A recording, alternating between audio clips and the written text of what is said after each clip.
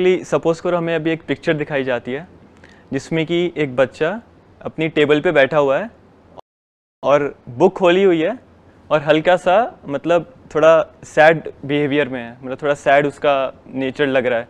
सो अगर हमें इसके ऊपर कोई पिक्चर बनानी, कोई एक स्टोरी बनानी है बेसिकली, सो हम कैसे सोच सकते हैं?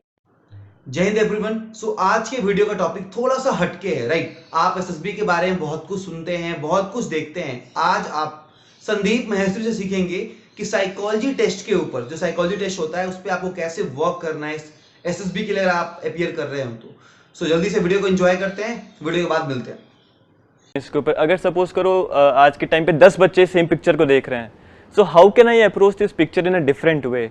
अब ऐसा आप क्यों करना चाहते हो, मेरे को स्पेसिफिकली बताओ। क्या कोई एंट्रेंस है जिसको आप क्रैक करना चाहते हो या कुछ अचीव करना चाहते हो? नहीं, नॉट बेसिकली। एंड गोल क्या है आपका? एंड गोल इज बेसिकली जो मेरा अभी इंटरव्यू आ रहा है, सो उसमें जो साइकोलॉजी टेस्ट है उसमें यही हो रहा है, हर चीज़ में यही हो रहा है कि अगर मतलब माइंड के ऊपर अगर टाइम का प्रेशर है ना, तो एक गुड क्रिएटिविटी नहीं निकल के आ पाती है। किस चीज़ का इंटरव्यू आ रहा है आपका? डिफेंस एग्जाम्स का ही है sir. Basically it is known as SSB, services selection board. So उसी में जो साइकोलॉजी टेस्ट हैं उसमें मेरे को थोड़ी प्रॉब्लम आती है। सो बेसिकली आप जो कह रहे हो ना कि थिंक आउटसाइड द बॉक्स, तो वहाँ पे क्या होगा, अगर माइंड के ऊपर प्रेशर है तो वही लिखेंगे जो दिमाग में पहले से हमारे पड़ा हुआ है, या जो फीड मैं घर से करके जा रहा हूँ। तो कहीं ना कहीं मैं उन्हीं आइडियाज़ को उस पिक्चर से रिलेट करने की कोशिश करता हूँ, जो कि गलत हो जाता है काफ़ी बार। सो ऑन द स्पॉट अगर मुझे क्रिएटिविटी अच्छी करनी है या फिर बाकियों से कुछ अलग दिखाना है साइकोलॉजिस्ट को, जो कि वो पिक्चर को चेक करने वाला है, so how to do that sir? ये बेसिकली मेरा क्वेश्चन था। अभी आप खुद करोगे यही चीज़ यहीं पे ऑन द स्पॉट, राइट? तैयार हो जाओ पूरी तरह से, अपनी ब्रेन को अलर्ट कर लो। सबसे पहला स्टेप है कि आपको पहले से कुछ भी सोच करके नहीं जाना है, क्योंकि आपको पता ही नहीं है कि वहाँ पे क्या पिक्चर दिखाने वाले हैं। Exactly sir. और सामने साइकोलॉजिस्ट बैठे हैं, वो साइकोलॉजिस्ट क्या देखना चाहते हैं कि आपकी जो थिंकिंग है उसके थ्रू वो इंटरप्रेट कर रहे हैं कि आपकी पर्सनैलिटी क्या है। Yes sir. And that personality whether it is suitable for what ever that position is.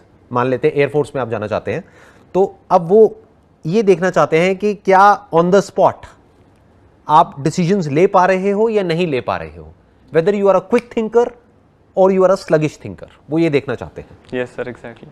तो सबसे पहले तो इसको ब्रेक करने का तरीका क्या है? पहले से कुछ भी सोच करके मत जाओ। Be like a clean slate. जो मैंने स्पेस की बात करी थी ना थोड़ी देर पहले, साइलेंस, खालीपन, साइलेंस, स्पेस। सोचो एक कमरा भरा पड़ा है, वहां पर आप कैसे मूव करोगे? एक कमरा खाली है तो आप कहीं भी मूव कर सकते हो, इसको क्रिएटिविटी कहते हैं। तो अब सवाल उठता है कि ये इस सिचुएशन में, ये जो अभी आपने एग्जांपल दिया, अब आप बताओ इसमें कैसे आउट ऑफ द बॉक्स सोचोगे? Okay, so I basically discuss this picture yesterday night only, जो हम लोग शाम को प्रैक्टिस करते हैं, जो 8-10 बंदों का ग्रुप है टेलीग्राम पे। So the picture was basically a boy sitting on his study table, books were open, और वो हल्का सा सैड बैठा हुआ था, and there was a lamp on the table as well.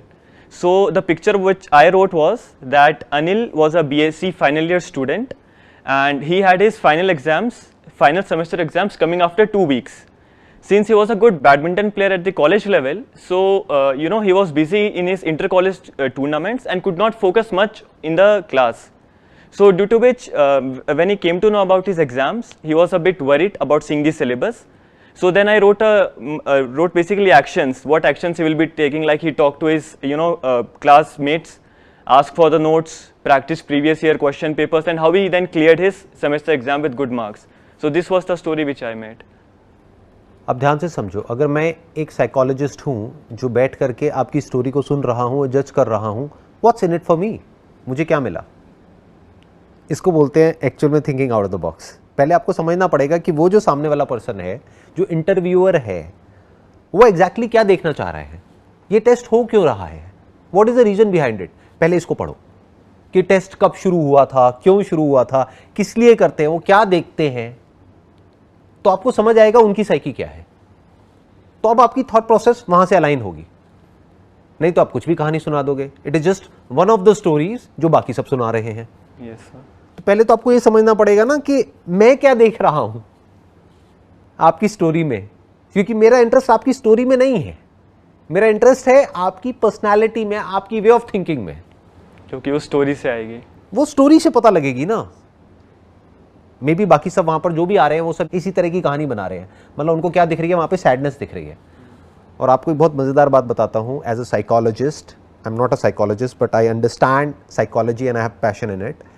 तो जो भी आप बोल रहे हो ना, आप उसके बारे में नहीं बोल रहे हो, आप ये दिखा रहे हो आप क्या हो. द मोमेंट यू से ही सैड, यू आर सैड. तो आपको सबसे पहले क्या करना है, वहीं पे क्वेश्चन मार्क लगा देना है. May be he is not sad, वो तो बैठा है पढ़ाई कर रहा है. He is basically thinking about solving a problem. वो पिछले 2 घंटे से कोशिश कर रहा है उस प्रॉब्लम को सॉल्व करने की, लेकिन अभी तक सॉल्यूशन निकला नहीं है, लेकिन अभी कुछ ही सेकंड्स में निकलने वाला है. He has the capability to stay with the problem for hours. अब ये किसके बारे में आप बता रहे हो? उस बच्चे के बारे में नहीं, अपने बारे में बता रहे हो. यही तो वो सुनना चाहते हैं. This is out of the box. ऐसे और कोई नहीं सोच रहा होगा वहां पर. सब क्या कर रहे होंगे, जाकर के कहानी सुना रहे होंगे. कहानियां सुनने में उनका इंटरेस्ट थोड़ी ना है. अगर कहानियों में इंटरेस्ट है तो वो जाकर के मूवीज देखेंगे ना. तो they are not interested in your story, they are interested in you. How are you identifying your self with that person in the picture? This is exactly what they want to understand. इससे पता लगेगा आपकी thought process क्या है. तो पहले अपनी approach को ऐसा कर दो कि एक्चुअल में आपका जो माइंड है वो सॉल्यूशन ओरिएंटेड हो जाए, क्वेश्चनिंग माइंड हो. द मोमेंट यू क्वेश्चन कि क्या ये सैड दिख रहा है या सैड है, और सैडनेस का मतलब क्या है, फेस से कैसे पता लगता है कि कोई सैड है, how do you know that? तो use these words very very carefully while narrating this story and show what you actually are deep within. जो साइकोलॉजिस्ट है उनको भी उस स्टोरी का हिस्सा बना दो, क्योंकि हर इंसान किस में इंटरेस्टेड होता है? आप में नहीं, आपकी कहानी में नहीं, वो खुद में इंटरेस्टेड होता है. Yes sir. They are the hero of their own story. So if they are a part of the story, you will immediately get their attention. आप ऐसे बोलो, ये जो स्टूडेंट है इसका ध्यान पढ़ाई से हट गया है थोड़ी देर के लिए. वो बहुत देर से पढ़ाई कर रहा था, अब वो बैठा हुआ ये सोच रहा है कि कल मेरा इंटरव्यू है जहाँ पर कुछ साइकोलॉजिस्ट बैठे होंगे और मेरा इंटरव्यू ले रहे होंगे. तो वो जब मेरे से पूछेंगे कि किसी स्टोरी को डिस्क्राइब करना है तो मैं क्या करूँगा, तो अब उसके माइंड में थॉट आया कि मैं पहले से नहीं सोचूंगा, आने दो जो स्टोरी आ रही है, फिर जब आएगी और वो मेरे से पूछेंगे तब मैं बोलूंगा.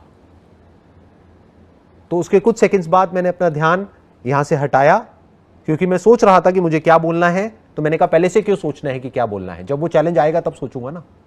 These are the words that they want to hear. इसको एयरफोर्स से जोड़ो ना.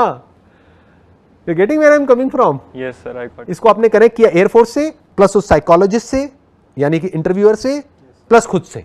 इन तीनों से जोड़ दिया उस कहानी को, तीनों को कहानी में ले आए. उसका एक ही सपना है कि किसी भी तरह से उसको एयरफोर्स में जाना है, बट उसको रियलाइज हो गया है कि मैं गलत ट्रैक पे जा रहा हूं.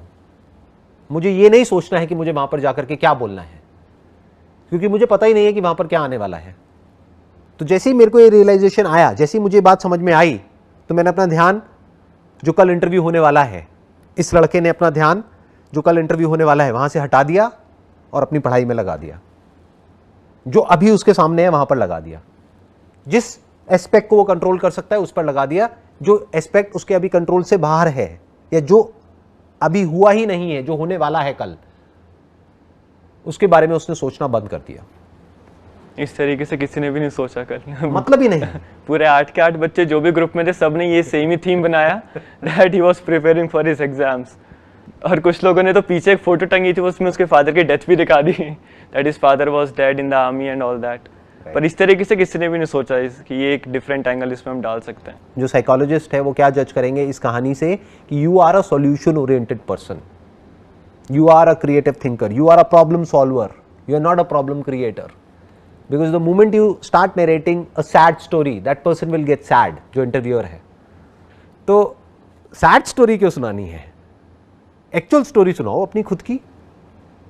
This is creative thinking, this is out of the box thinking. Out of the box not just for the heck of it, but for achieving a target और a goal which is absolutely clear in your mind. Wish you all the best. Thank you so and may much, God sir. bless you.